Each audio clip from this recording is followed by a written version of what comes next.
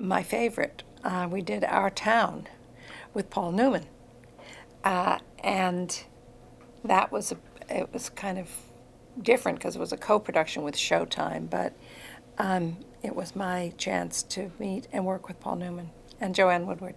She was producing it as a play for her theater company in Westport, Connecticut, and then he took it to Broadway, and then we went and filmed the Broadway production.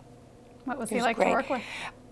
It was so great, and it's one of my great regrets because, let's see, he, we had met and kind of talked him into doing it with us. I remember going down, he was doing a rehearsal, and then we went to a bar, he and Joanne, and then the cameraman, the producer. The cameraman to be was John Bailey, who now is the head of the American Academy of Motion Picture Arts and Sciences, the Oscars. He's the guy, cinematographer. He was going to be the cinematographer. He wasn't, in fact. So we're all sitting around talking, and Paul comes in. He wears a kind of a striped boat shirt like Venetian gondoliers wear, and sunglasses. And he sat down, and I started to pitch why they should do it with Masterpiece.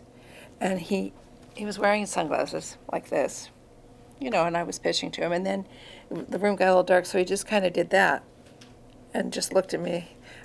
I couldn't talk because his eyes, and that's why I wore sunglasses all the time, because his eyes are so blue and so riveting. And he knew it. He didn't want anybody to be distracted. He just couldn't see. So we were working on the project and had to talk on the phone every now and then. And at one point, we talked on the cell phone. I was driving up to a house in Maine that I had in Kennebunkport. And he was about to shoot Empire Falls, which was the Richard Russo book, and they were shooting it in Kennebunkport.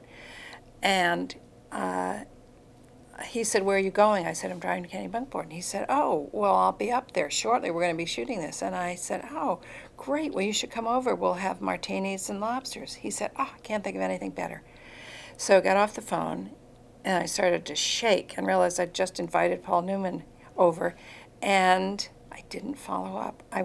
I got to my house and looked around, and it was kind of falling apart, and the furniture was old, and the martini glasses were chipped. I didn't do it. Oh. I didn't do it. And people, later people would say, he would have loved that. That's all he liked to do, sit around and drink and talk.